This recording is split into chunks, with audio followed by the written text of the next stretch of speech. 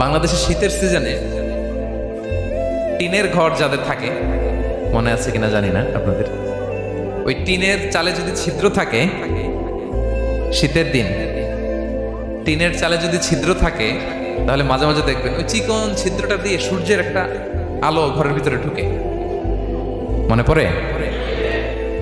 টিনের চালের ছিদ্র, চিকন এই ছিদ্রটা দিয়ে সূর্যের একটা চিকন রশ্মি নিচে পড়ে।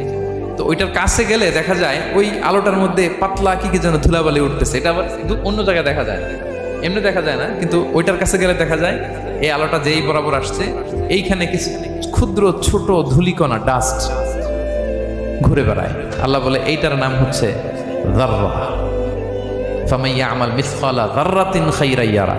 এই ডাস্ট উড়ে বেড়ানো ছোট্ট ধূলিকণা, যেটা খালি চোখে দেখা যায় না, এতটুকু ভালো যদি করো সেটাও সেই মিজানের পাল্লায় ওজন দেয়া যায়। এতটুকু খারাপও যদি করো সেটাও সেই মিজানের পাল্লায় ওজন দেয়া যায়। আল্লাহু আকবার। তিনি তার বান্দার উপর জুলুম করেন না। জুলুম তিনি নিজের উপর হারাম করেছেন, আমাদের জন্য কি করেছেন? হারাম করেছেন।